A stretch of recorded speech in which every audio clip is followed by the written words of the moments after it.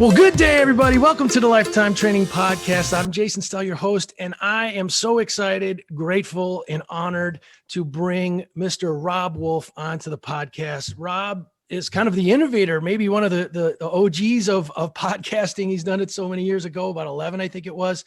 You know, former research biochemist, two-time best-selling author of The Paleo Solution and Wired to Eat. Co-founded the first CrossFit affiliate on jiu-jitsu, powerlifting, you name it. And most recently, he's co-authored with Diana Rogers, a book called Sacred Cow, and also released a brand new electrolyte formula, which we'll get into. So I am honored and can't thank you enough for taking the time, Robb.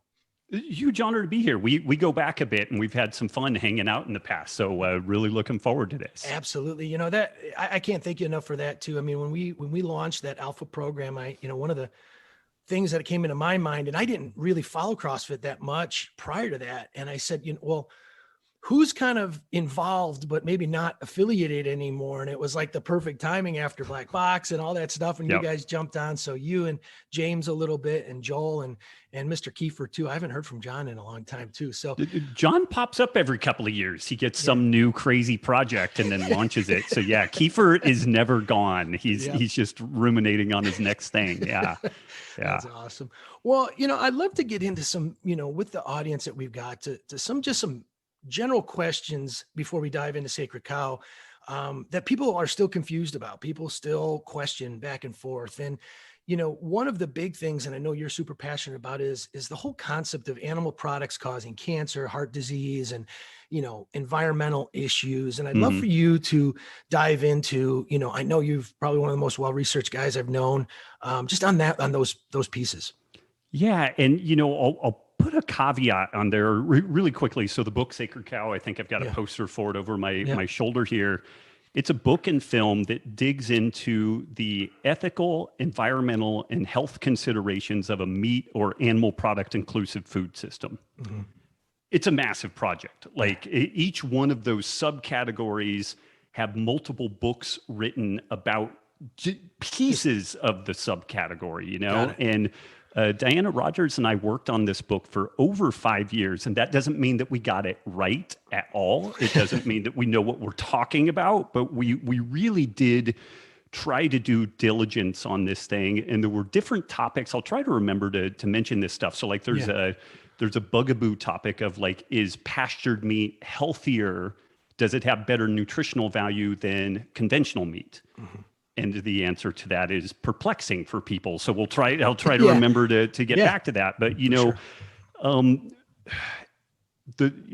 it would be so easy to just say animal products don't cause cancer. Next question, and in some ways, the folks who are suggesting that animal products are causative in these stories, that's about the level of detail that they provide. They flash a research study and they just split, and there's no discussion about like, well, what type of research was this? Was it a randomized controlled trial, which is kind of the gold standard? Was this kind of what we call a retrospective study, where they will look at food frequency questionnaires of what people claimed they ate, and then they look back and try to find correlations with that.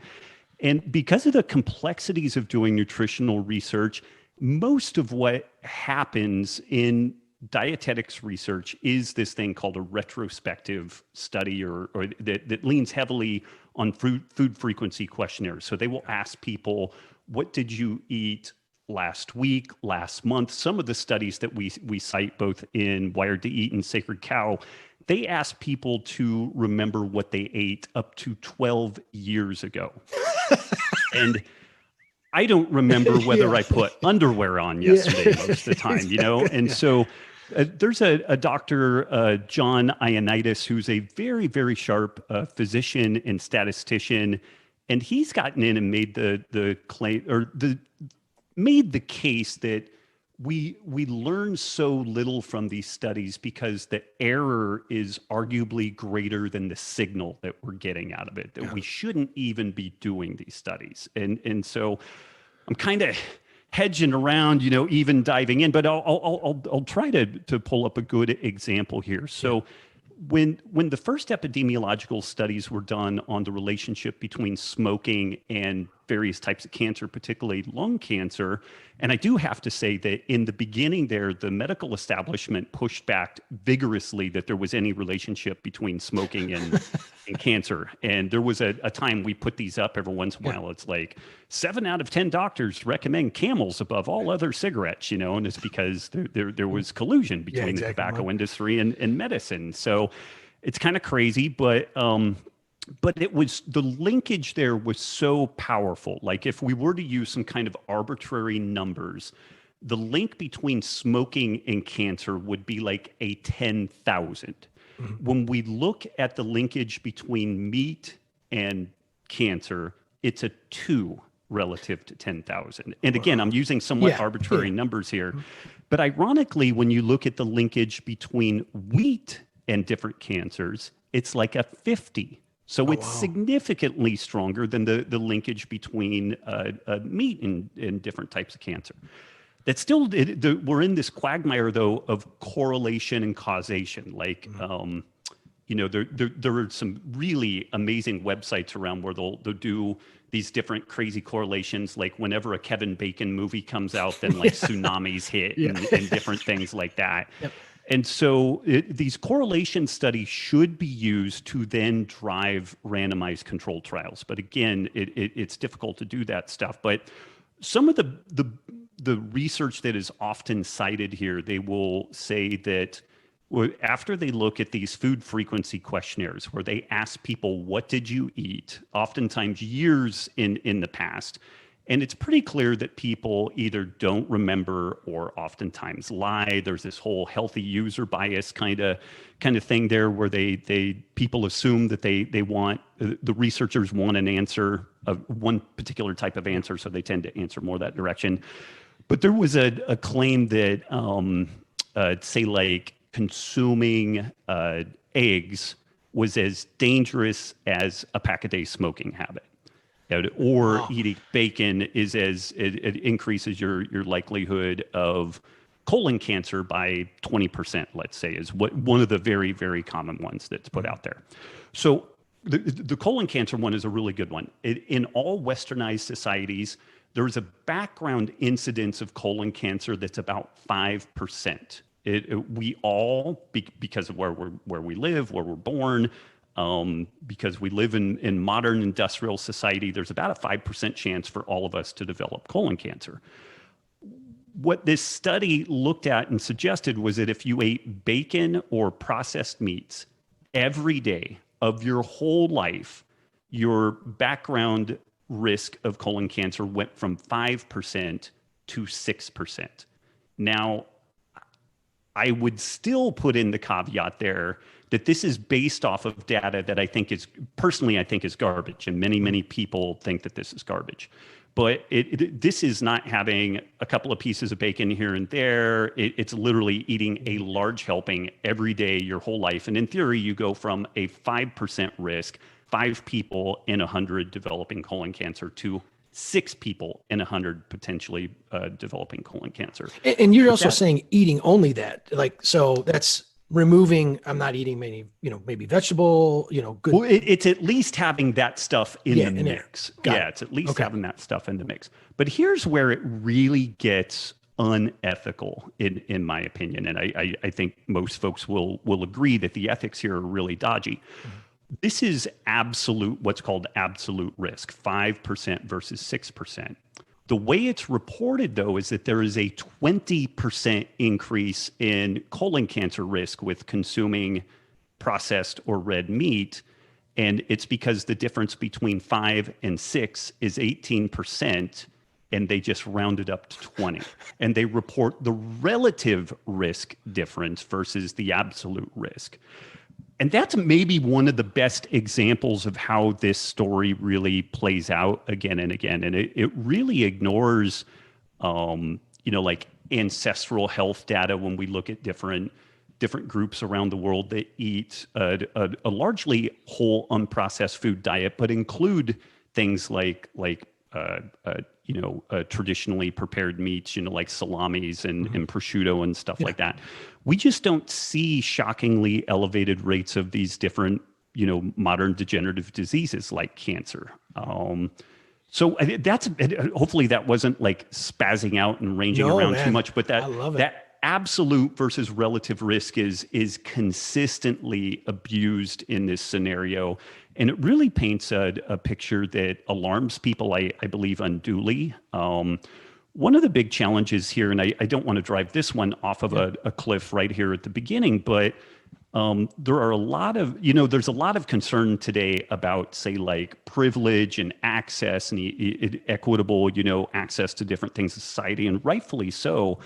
But what this ends up doing is it paints animal products in a remarkably dangerous light, but yet people who are low income, children who are low income, one of the greatest features of their disadvantage relates to dietary access to animal products. And it is crystal clear that kids that get access to animal products of all kinds, particularly early in life, they do disproportionately better with regards to growth, with regards to cognitive function, and also with their general health. They are just healthier. And so the danger that I see with this is that we're painting a picture of a food that is disproportionately beneficial for everybody, but in particular people who are at the lower socioeconomic side of things. We're telling those people, eat more grains, eat more potatoes or whatever. And folks have different tolerances to those things. Folks do better or worse there.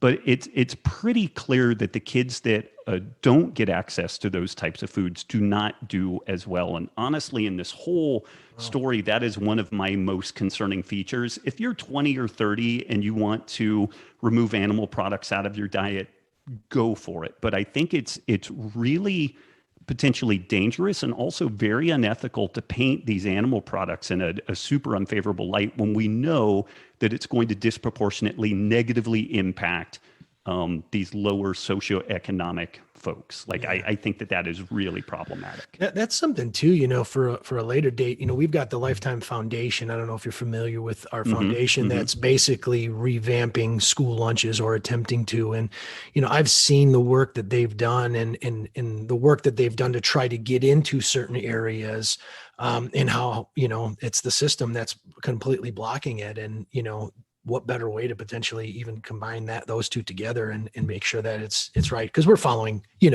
obviously a balanced diet in giving those to the kids. Now, one thing that you mentioned too that I didn't know, The Sacred Cow is going to be a movie as well. Is that? It is a film. It is a film. Yeah, it is out already. It will be broadly available January, so pretty soon here. Yeah. Is that Netflix or? It's going to be everywhere. Yeah. Oh, beautiful, beautiful, awesome. Yeah. So that's fantastic.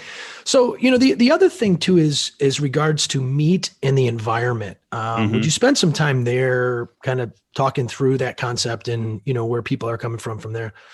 Yeah, there's kind of three main concerns there. One is greenhouse gas, and the other two are really resource allocation, like water, land use, and also folks that are maybe in the more kind of vegan centric world. They're very concerned that like grains are raised to feed animals and that's a very inefficient process. So on the greenhouse gas emission side, and again, this stuff is it's challenging to unpack it. So I'm doing a very surface level treatment of this stuff. I hope that nobody believes anything that I say based off of what I'm saying right now. What I hope that they do is they get curious enough to dig in and see whether or not what I'm suggesting here actually has merit, or if I'm just like off on another planet. But the greenhouse gas emission side, folks will cite numbers. There was a report out of the World Health Organization that suggested that 38% of all greenhouse gas emissions in the United States are from animal product production. And this was just patently false. Like, it was absolutely false. The real number is about 2.8%. Wow. But this thing just landed, and I mean, it got picked up by mainstream media. It went like wildfire through social media. So the real magnitude there was not accurately reported. And then when we really start digging into that story, what you and I living and breathing right now are greenhouse gas emitters. The fact that we are alive, we're expiring carbon dioxide. And every once in a while, we also, depending on what we eat, we may belch or flatulate some methane as well. And all living systems do that. But what's interesting is when we look at living biological systems, whether that is a termite mound, a ocean bed full of shellfish, or a rice paddy, when organic living systems function, they produce greenhouse gases. But whether it's carbon dioxide or methane, these gases make their way into the atmosphere. If it's carbon dioxide, that becomes part of the carbon cycle, where animals and other organisms expire carbon dioxide into the atmosphere. Then plants and algae bring that carbon dioxide into their system, use the process of photosynthesis to form proteins, carbohydrates, and fats out of those carbon backbones. And it's all part of a cycle. So that CO2 gets recycled all the time. Methane spends a certain amount of time in the atmosphere, and it is definitely a more potent greenhouse gas than carbon dioxide. But it gets broken down via the action of UV radiation into carbon dioxide and water. And so that becomes part of the carbon cycle. And where this becomes really dangerous, folks really concerned about greenhouse gas emissions from living systems, but they focus mainly on, say, like cattle and ruminants. There was a study recently that it discovered that shellfish produce monumental amounts of methane and greenhouse gases. Wow. And nobody knew that. And there was a suggestion that we should expunge the ocean floor of shellfish to mitigate the greenhouse gas emissions. So people are suggesting that we should destroy life to save life. Something else crazy happened in Sweden. The Green Party there suggested that they should exterminate all of their moose population because the moose are grazing animals and they belch and fart greenhouse gases. And so to do their part, they should remove these animals. This is madness. Like, the more life we have on the planet, the better. And this is where it's, again, I don't want folks to believe me straight out, but I would just ask that you put a little asterisk next to this. Like, does it make sense that we vilify all life on the planet that's producing these greenhouse gases? One of the interesting things that happened during COVID is that our transportation sector was literally shut down. Mm-hmm. Most driving, a huge amount of air traffic, but yet the number of greenhouse gas emitting animals, cattle, sheep, bison, what have you, those remained the same or even got larger, but yet the carbon dioxide levels started to drop. Because of the transportation sector. So the transportation sector is really where we have to look for the greenhouse gas story. And there's a bunch of other things to kind of consider around that. But the long and short of it is that the animal derived greenhouse gases are not the big player that they've been portrayed to be. They are part of a cycle. And then there's one more little piece to that, which is that properly raised pastured animals, it appears they may actually sequester more carbon, pull more carbon out of the atmosphere and sequester it underground than what is produced in their manufacture. White Oak Pastures, which is a ranch out of Georgia, had a life cycle analysis process done where they look at all of the inputs and all of the outputs, and the production of their pastured beef is net carbon negative. So it pulls more out than what it produces. Conventionally raised meat does not, but what's interesting and a little bit ironic about that is even conventional meat that you buy Costco, Walmart, wherever, it spends upwards of 70% of its life on grass. It would not be a difficult thing to shift that system to even a more sustainable model. And where there is, I believe, kind of a legitimate gripe in this story, if you go virtually anywhere else on the planet, like if folks go to Australia and they sit down in a restaurant and they're getting ready to order a steak, they may see grain-finished steak on the menu. And it is about 30% more expensive than the grass-finished product. And the United States is just about the only place on the planet that you see that because of the farm subsidies that we have that allow grain finishing to appear to be cheaper than grass finishing. And that is arguably a misallocated resource. And part of the irony here is that people will oftentimes shift to chicken in particular, but chicken and pork because they feel like it's maybe a little bit more environmentally friendly. Chicken and pork only eat grains and soybean products. They can't eat grass. They will, if you raise pastured chickens, they will be out picking around in grass and they'll get a little bit of it, but they have to eat other things. So the irony is that if you're really concerned about the grain production products that are being allocated into animal feed, that is almost within chicken and pork, that's 100% story. Within cattle, that's a much smaller story. And that whole system is set up currently to be able to be shifted to a different thing. And I don't know if any of this is remotely interesting to your listeners. No, we may literally be awesome. down to like you and me talking about this, and people have like turned off or they're like getting ready to hang themselves because of all this. But that's some of the stuff. Here's one other really quick example where people will say that cattle are really, really resource intensive. So they'll say there's all this water that goes into raising cattle. And that's true. But here's another one of these things that they do some really funny stuff with the numbers. There are three, in kind of ecological terms, we categorize water in kind of three broad categories. Blue water, or excuse me, green water, which is water that falls on the earth as either rain, snow, or like just some sort of mist-like precipitation. Blue water, which include lakes, streams, and rivers. And then gray water, which is the effluent things like sewage treatment plants, animal production and whatnot.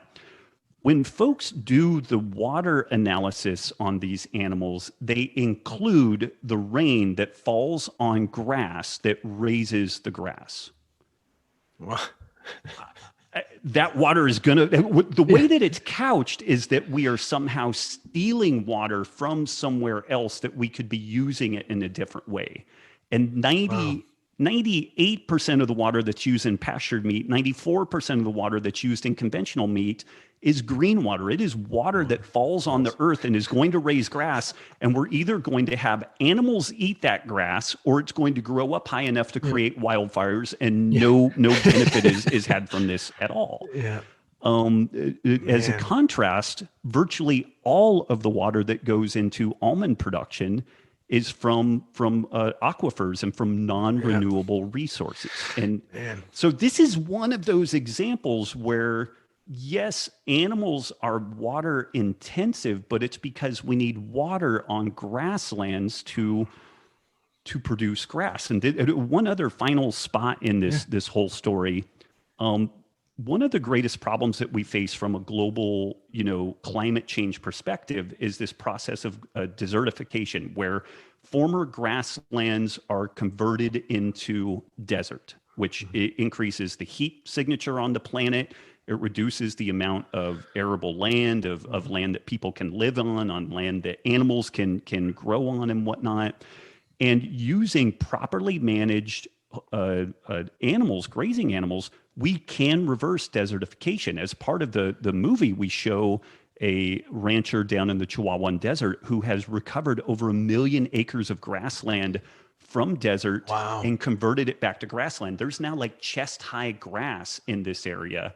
And there are just massive tracts of land around the world that we are slowly beginning to use this holistically managed animal process to recover those grasslands.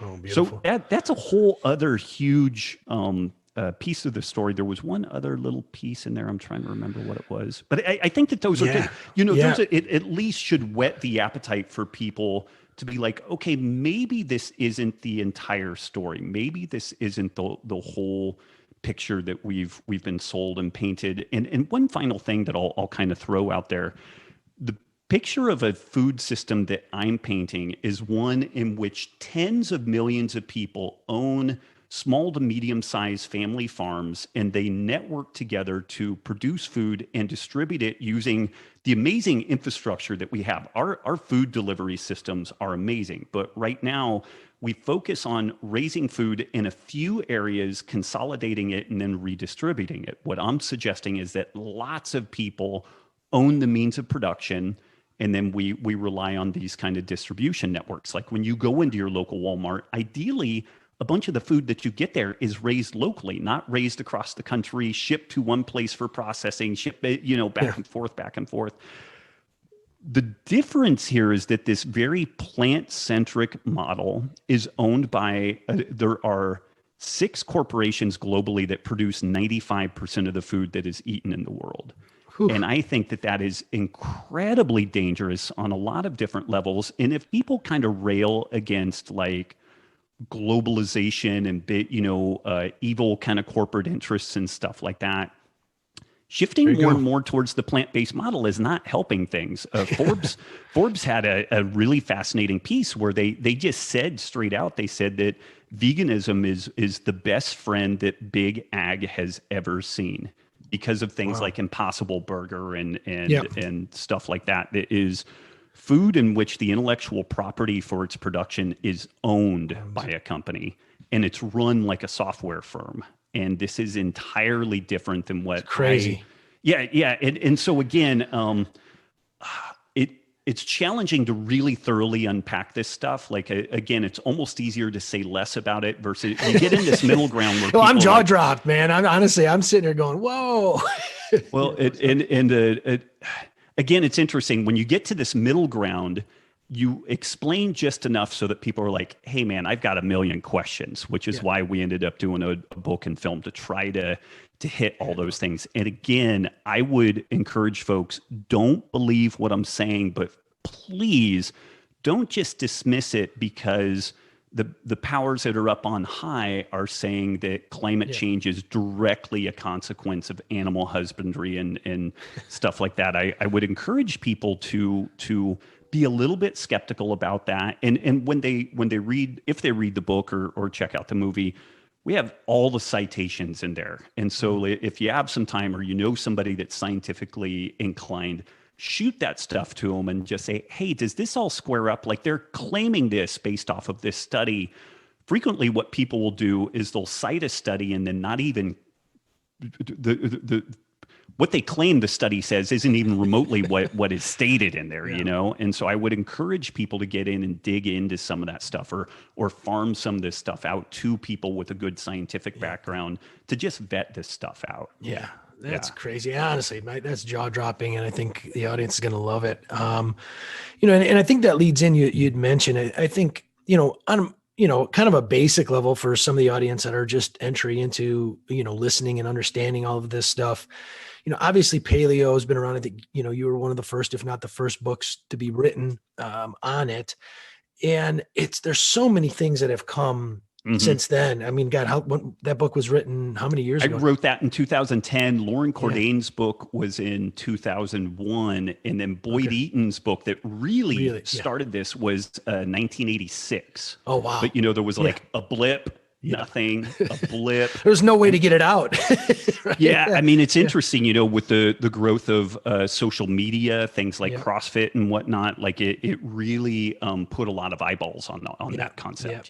Yeah. So, where have you, where do you see it? Is it, has it, I don't want to say evolved, but there's so many, there's keto, which some people confuse with what is that different than paleo? So if you wouldn't mind just kind of rudimentary explaining the differences there and kind of where you see this thing moving. Yeah, man, it's funny trying to unpack that. So for me, paleo was really about food quality.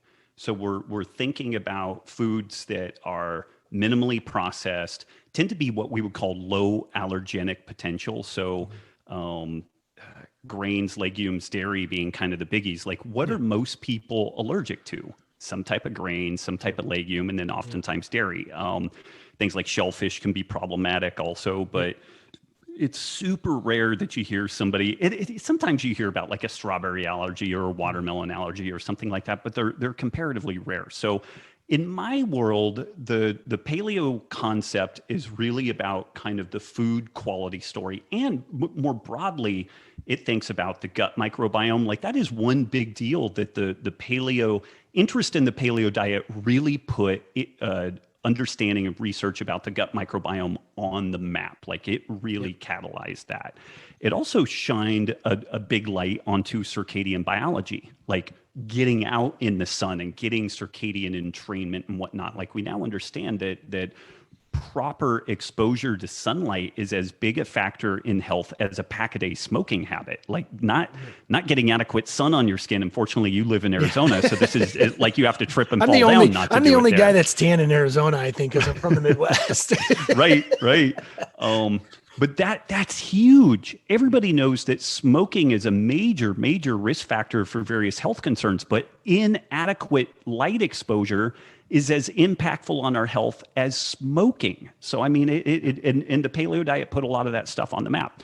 The ketogenic diet has been around for 100 years as of 2021. So it was developed 100 years ago for children that had epileptic seizures. And at that point, we really didn't have any type of pharmaceutical interventions. But what was noticed then is that kids who fasted, who went into a state of fasting ketosis, the severity or the frequency of their seizures dramatically improved. So folks knew enough about the biochemistry of our physiology at that time to understand that if you removed or limited dietary carbohydrate, didn't eat too much protein, ate a significant amount of fat, that you would be in a state that looked very similar to fasting, where our body is running off of fats, producing these things called ketone bodies. And the ketogenic diet has gone through different degrees of interest, but in the last 5 years, the interest has just exploded. Like if you look on PubMed and look at the number of research articles getting published on it, it has just hit a J curve. Wow. And I think part of that is that from a scientific perspective, when we want to look at the paleo diet has a good amount of research on it, and it's all very favorable. But one of the big criticisms is, well, what paleo diet are you looking at? How much protein, how much fat, how many carbs, what type of sources and everything. And the ketogenic diet is kind of cool because it is kind of a binary biological thing. Are you in ketosis or not? And so it really lends itself well to that type of research. And in my mind, like if you're going to do that, play with those things, paleo foods, ketogenic ratios, that's a good place to go. And I remember it was around 2011, I was at an event called Paleo FX, where all the paleo nerds get together and hang out and hobnob. And one of the questions that they had, they have this thing, the future of the paleo movement. And they said, what do you think is going to happen with the paleo diet going forward? And I said, somebody is going to take the basic concept. They're going to create some fairly rigid lane lines, almost like 10 commandments out of the Bible, you do that, thou shalt do this, thou shalt not do that. Put these lane lines in, and then they're going to create an intellectual property element to it. They're going to brand it in a way that they can defend it, because the paleo diet is just this kind of generic term. And that's Whole30. And I said they're going to take this thing and write it into the sunset. And so the paleo diet concept is shockingly effective. Like it's really effective. But people get kind of buried in the details. And that's kind of the magic of Whole30. When you really look at what they recommend, it's kind of arbitrary, but when somebody's going from a standard American diet and trying to figure things out, they need rules. They need lane lines, and so the paleo diet lives on. It's just in the form of Whole30. And because of those somewhat arbitrary lane lines, it really provides that structure that folks need. And it's hilarious. I can't tell you how many times people have said, well, I could just never do the paleo diet. It's too difficult. And I'm like, okay, well, what are you tinkering with? And they're like, well, I've had really good success with Whole30. And I'm like, awesome, good job. It's just something I don't want to unpack, but I mean, we have so many interesting studies looking at different disease processes, the autoimmune paleo diet benefiting things ranging from multiple sclerosis to rheumatoid arthritis. And, interestingly, I guess to bring this all back around, one of the most interesting developments in the last maybe 3 to 5 years for me has been the emergence of the carnivore diet, which has been around a long time, but it's been super fringe. But I'm actually the person that developed the concept of the autoimmune paleo diet. And like I helped to get a number of the studies going on that. The carnivore diet seemed insane to me at first. I was like, this is crazy. Just eat meat. But what really intrigued me was that people who had done everything trying to deal with severe GI issues, severe autoimmune conditions, I mean, crippling, bedridden, multiple sclerosis, rheumatoid arthritis. They had tried keto, they had tried paleo, they tried autoimmune paleo. None of those things really helped that much. They did some iteration of the carnivore diet, and they're right as rain. And I mean, it is stunning how beneficial that is for some folks. Yep. I would not recommend a carnivore diet as your first whistle stop on dietary change. There's a lot of stuff you can do before that, but it's another one of these things where if you're really sick and like you've got neurological problems, you have gut issues. Like I got into this because of ulcerative colitis so bad that I almost died from. Wow. We know that rheumatoid arthritis takes 15 to 20 years off of the average lifespan. And my wife's mother died from RA complications. My mom died from RA complications. The options that mainstream medicine have to offer are helpful for really terrible acute flares, but they're worthless for trying to deal with this thing long term. Like they just really are. And we have some interesting dietary options ranging from paleo to keto to the carnivore diet that, again, I'm not saying that this thing should be the first whistle stop, but too often we focus exclusively about diet as it relates to weight loss. And I know that that's the sexy place. Like if you want to sell stuff, like abs and skinny jeans are where it's at. But there are a lot of people that are very, very sick with complex degenerative diseases. And I would just encourage folks to remember that diet can and oftentimes does play a massive role in these chronic degenerative diseases. And you know, some people get an amazing benefit from a vegan diet. And this is where I think we have to remain very open and take each individual as they come and cater to what their specific needs are. Got it. And, you know, there's obviously if somebody's eating what a normal American diet, and then they move into one of these styles, you know, are there things, obviously they've disrupted their system through years of doing what they've done in the past. So, you know, in the transition, are there supplements or different things? Obviously, I know you've got electrolyte from it, but are there other things? I know people taking HCl because maybe they feel they're not, but you know, what recommendations, obviously recommendations in that, you know, I'm not telling you go and do this, obviously you got to be careful, but you know, what things seem to have helped in those transitions if you're getting involved in that type of diet? Yeah. That's lifestyle. A really good question. And it's cool. So you mentioned, say like betaine hydrochloride. So a lot of people, it's funny and it's kind of sad. So many people run around with gut issues that they just assume are normal. Like there's all these people with acid reflux, and it is totally dietarily driven. And you talk to gastroenterologists, they're like, it's got nothing to do with diet. And it's because people never pull the stuff out of their diet that they need to actually get better, you know? And interestingly, one of the things that we see is that people have this is a very non-scientific term, but like low digestive fire. They have hypochlorhydria. They have very low stomach acid. And this is something that I want to throw out to folks. 15 or 20 years ago, the notion of hypochlorhydria, low stomach acid, was pseudoscience. Like if you went to the Mayo Clinic or Harvard and, hey doc, talk to me about hypochlorhydria as it relates to like diet and health, they would look at you like you were, you know, suggesting that little green men were that lizard people were running the government or something. Here's the thing though.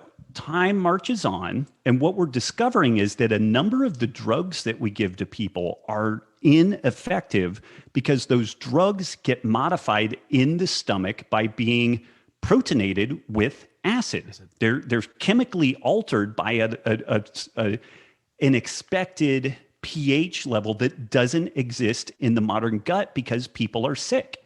So the mainstream medical people started looking around. They're like, oh, this hypochlorhydria thing might actually be a real deal. And they farted around with trying to figure out how to deal with this. And they started giving people betaine hydrochloride, and there was selling it for ungodly amounts of money. Well, it hasn't been patented yet, so it'll be like the fish oil. Well, they'll have their patented version of it. But there was a wonderful study that was just published, and I can ping this to you. It was really cool.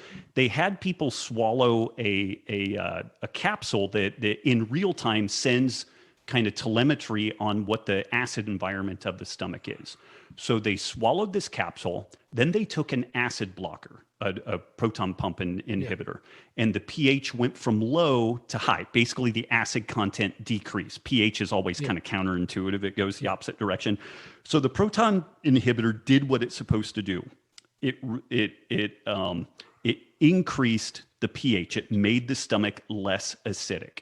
And then they gave people the betaine hydrochloride, and it brought the pH down, which is what we want. And inadequate stomach acid makes our food not digest properly. It doesn't move through the gastrointestinal tract properly. And it's very easy to get gut pathogens like H. pylori and other organisms, because our gut, this is something that's kind of interesting. The human gut is almost as acidic as scavenger organisms, like the Komodo dragon and like coyotes and stuff. These organisms that routinely eat animal parts that are like rotting, and they need a stomach acid that's so low that it kills everything. And the human gut in the stomach is a pH of 2 or lower, which is remarkably low compared to most other organisms. So addressing pH is a big deal, and a lot of the gut issues that folks have and the malabsorption issues is a consequence of pH. So betaine hydrochloride is a really interesting place to start. If people tinker with that, start at the low end, maybe about 200 milligrams per meal, and see if you get just kind of a little heat in your epigastric region. If you don't, then you can increase it, and I would run it for a week and then increase. If you get up to about a gram of betaine hydrochloride per meal, it means that you probably have a very negatively impacted gut. I wouldn't go higher than that, but I would just maintain that. And then what will start happening is at a meal, a week, a month, 6 months down the road, you may notice, wow, I've got this heat here. And that means that the stomach acid production is really starting to ramp up, and then you can start titrating that down. Got it. And quickly, the apple cider vinegar is all the rage too. Is that something that can also help, or what have you heard about that? Awesome, but it takes the enamel off your teeth. Yeah. It's so acidic that you'll end up like damaging your teeth. There are apple cider vinegar capsules. So that is a really good viable option if you prefer that over the betaine hydrochloride. And honestly, for myself, at virtually every meal, I do a little 2 apple cider vinegar capsules and 2 of the betaine hydrochloride capsules. So even if you put it in enough water, still a little bit of a risk on the enamel? Yeah, and the bugger with putting it in water is you're diluting it, so it's not really there concentrated in the form that we need to really make the gut do what it should do. Awesome. Yeah. Well, one more, and then I want to spend some time diving into the Wired to Eat, and the Sacred Cow stuff is, alcohol obviously is one. And, I know when you took us out, I remember you getting us a drink and going, what's this? And it's a NorCal margarita. So, but, obviously, people are going to do it. You're seeing, ketogenic wines and different things like that. But, if you're going to do it, what have you found to be really the best way to go about it?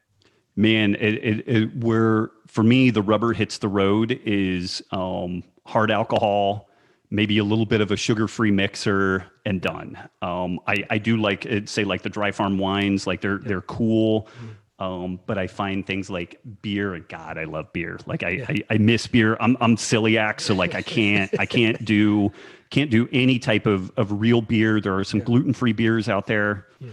They're okay. It's kind of sad. It's kind of a sad trombone when I do them. I would just rather not do it. I can see it in your face. Because I love things like Guinness and like the Sierra Nevada, like Bigfoot, like these. They were basically liquid bread.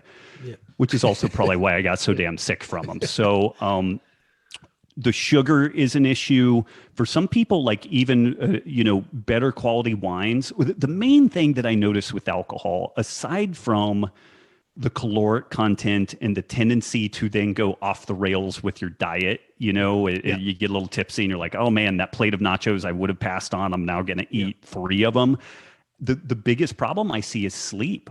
It really hammers folks' sleep. And as we get older and older, you just see that effect more and more. And sleep is just kind of where the rubber hits the road with all the stuff we want. Our cognitive function, body composition. It's sad because so many people run and gun so hard. And they're like, oh, I'm going to get up extra early to go to the gym. And that's laudable. But if you're shortchanging yourself on sleep, you may not be getting all that much as far as benefit at the end of the day. And that's the biggest challenge that I see with alcohol. So the trick there is to drink as far away from sleep as you can get. And usually when I'm giving this lecture publicly, then some smartass will be like, so I should wake up and start drinking. And it's like, yes. But for my wife and I, it's kind of crazy. We do go to bed on the earlier side. We homeschool our kids. I get up early because the work that I do, like I have to cater to a lot of different time zones. So I have to wake up and be functional at like 4:30 to 5:30 in the morning and usually try to do it without an alarm. So we will have a cocktail around 3:30 or 4:30 in the afternoon, but we work from home. We homeschool. We do jujitsu at noon. So it really lends itself to our life. I get it that if you have a job out in the real world, you don't get home till 5, then it's 6, then it's 7. I would just encourage people to get that cocktail in earlier as opposed to later. Yeah. Awesome. Yeah. Perfect. Well, if you wouldn't mind just spending a bit of time on, some of those concepts in Wired to Eat. I've got, the concept of how are you wired to eat, and something that really, grabbed my attention was why it's not your fault. And I know it's part of the beginning, part of the book, but if you'd spend some time there talking about that, and I want to hit those electrolytes, and then, thank you for your time. Awesome. Yeah. It's, it was, let's see here, 6 years between my first book and my second book. And the Paleo Solution did really well. It's kind of a unicorn. Like it created a whole genre of books that didn't exist. Like there was not a Paleo Diet genre prior to my book being released. But I didn't just want to like strip mine my readers and the folks that follow me. Like I could have done, the Paleo Solution for this and the Paleo Solution, the workbook. And I just didn't want to do that. And so I really took some time trying to think about what is a qualitatively different approach to this whole story. And there were 2 things that popped up. One of them was that the Weizmann Institute in Israel came out with this study where they looked at the variable blood glucose responses to people. And like one person would eat a cookie and get no blood glucose response. The same person would eat a banana and they looked like they were diabetic. And it was just crazy. And it kind of reinforced what I had seen clinically, which was that there was huge variability in how people respond to different types of food. So that was one piece that I thought was really interesting. And then on the front end of this thing was a paper that was written by an evolutionary biologist. He died just like a year or 2 before I found his paper, and it's really a crusher. I would have loved to interview the guy. But it talked about the neuroregulation of appetite from like an evolutionary biology perspective. And it made the case that humans are wired to eat as much food as we can, doing as little as we can, while also seeking out as much variety as possible. So we have a tendency to get bored of any given food. And I had a pretty cool example of this in the book, and this is a cool link. I could ping it to you for the show notes. Sure. The guy, Man versus Food, Adam. Oh gosh, I'm blanking on his name, but he would do these eat challenges, and one of them was a kitchen sink ice cream sundae. So literally, they make an ice cream sundae in a kitchen sink, and it's like 8 pounds of ice cream, plus the fudge and the sprinkles and the whole deal. And he got in and started eating this thing, and he got maybe a third of the way through, and he turned green. And when he would go to take a bite of the sundae, he would start retching. And this is where his palate fatigue just hit. Like his brain was like, no more of this stuff, like no more. And from an evolutionary perspective, eating too much of one type of food can actually be dangerous. If there was a poison in it or something, like it could be problematic. And so it's very good evolutionary wiring, but our modern food system is designed to exploit this thing. And so what this guy did just perplexes folks like registered dietitians, where they're just like, well, when your belly's full, then you're full, and so just eat like cardboard and salad greens and you'll be fine. But it doesn't work that way. What he did is he ordered a plate of extra salty, extra crunchy French fries, and he would eat it. And so you've got this cold, creamy, sweet experience with the sundae, and this salty, crunchy umami, like that savory experience, could not be more different. And what he did is he'd eat a couple of French fries, eat some ice cream, couple of French fries, eat the ice cream. Wow. The plate of French fries was probably 2,000 calories by itself. But here's the thing that I want folks to take away from this. He would have never finished the ice cream sundae without the French fries. And it's that combo of foods that we're exposed to that is the problem. Wow. And our whole modern food environment, our kitchen pantry is set up so that we have nearly limitless flavor options. And I had seen this Man versus Food piece back in like 2009, and it just struck me. Like I archived that. I'm like, that's really interesting. And then when I read this paper on the neuroregulation of appetite, I was like, it's not your fault. Of course you want to eat everything. Like this is the way we are designed at a fundamental molecular level. But we can't stop there. Like we have to do something about that. And this is where within Wired to Eat, we explore these different strategies of figuring out how to have enough variety so that you don't want to hang yourself because you're like, oh my God, I'm totally sick of this food, but also not introducing so much variety that we overeat due to the really wide palate experience that we get. Got it. And that's all stuff that is you dive into a lot super deeper deep in that, into the Wired to Eat. And then, anything that you can give, obviously there's the ability to rewire. That's, again, one of the chapters is how to rewire, reset for weight loss and health. And any tidbits that you can give on that aspect of it. I know it's, one thing. If folks are struggling with weight loss, I guarantee, like I will put my mortgage, the pink slip to my car, my wallet, I guarantee folks are not eating enough real protein. And I'm not talking about shakes. I'm not talking about bars. Those don't count. They're processed food. People need to eat about 1 gram of protein per either pound of body weight or pound of ideal body weight. So if you're 200 pounds and you should ideally be 170 pounds, you need to be eating 170 grams of protein. And we do these resets within our community called the Healthy Rebellion. And people never eat enough protein, ever. And yet they always worry about it. That the skeptics are always worrying that I'm eating too much and kidney this and and and if you want to have me back on at some later date, we can unpack some of those things. But one thing, people who struggle with weight loss do not eat enough protein. Period. And have you seen that on all different age categories, regardless? Everybody children. And this is some of the interesting stuff too, as aging adults, one of the greatest distinguishers between ending up in the old folks home versus not is protein intake, because we all lose muscle mass at some fairly predictable rate as we age. Lifting weights mitigates that, and eating adequate protein mitigates that. Awesome. But again, from like a good healthy body composition, eat more protein, and people will fight and bitch and moan and push back on that.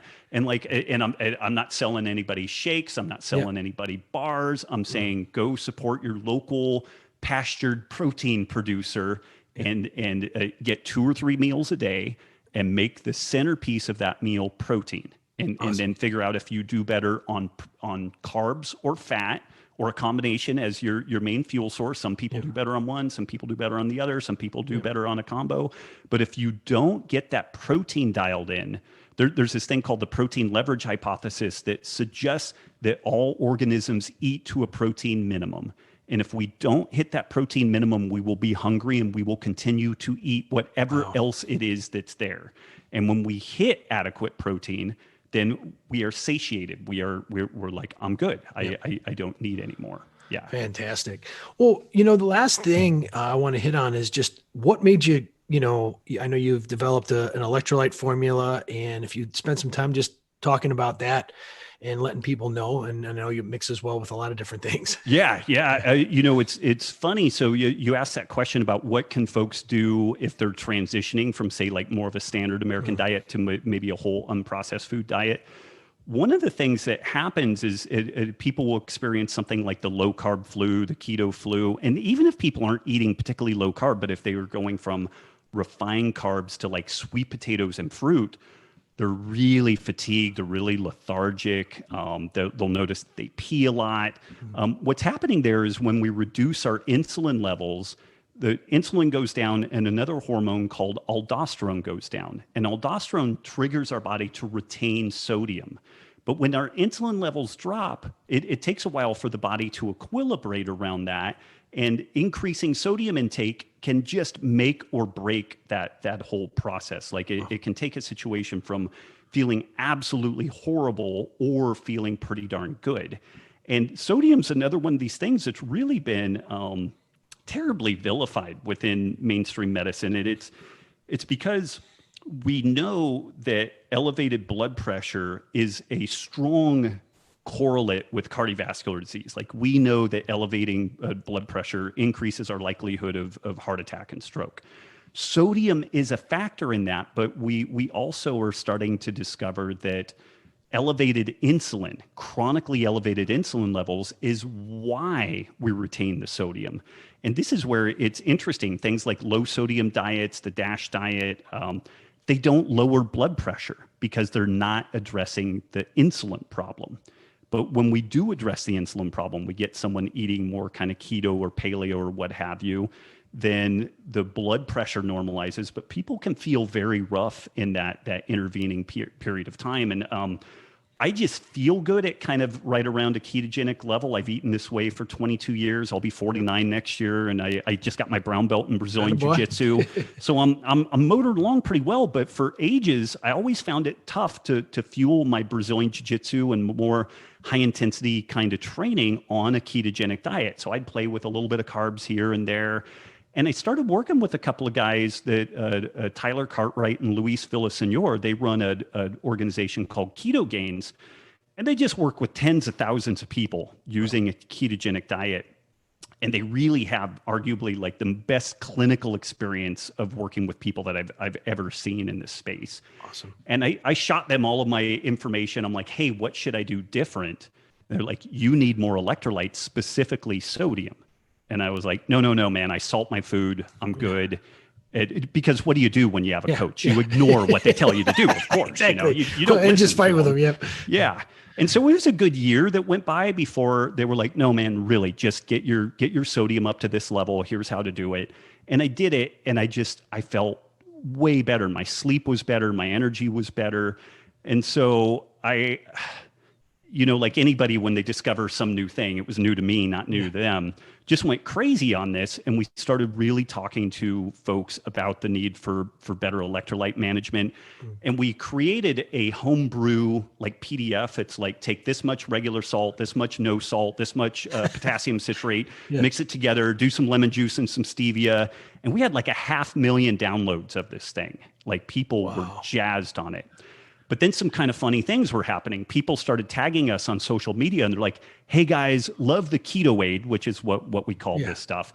But I was going through TSA and they didn't like my 3 bags of white powder, LOL, and they had a picture. When I traveled a lot, it always stopped me when I went to Vegas, nowhere else. Sometimes. Yeah.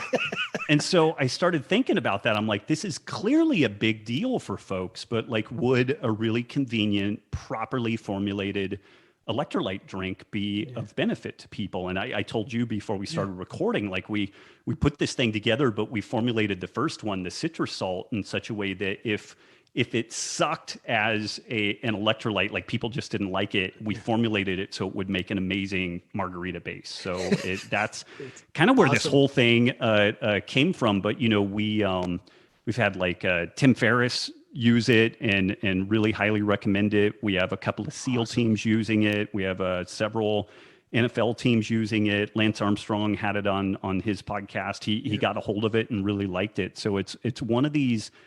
The cool thing is the feedback loop is very, very quick. If somebody is low in electrolytes, they're feeling lethargic, fatigued, they're cramping or something like that, they just notice it immediately. And so we still have the Keto Aid home brew option available for people. We're like, hey, just by hook or by crook, get your electrolytes on point. So either do it yourself, or we have the electrolyte, the Element electrolyte as an option.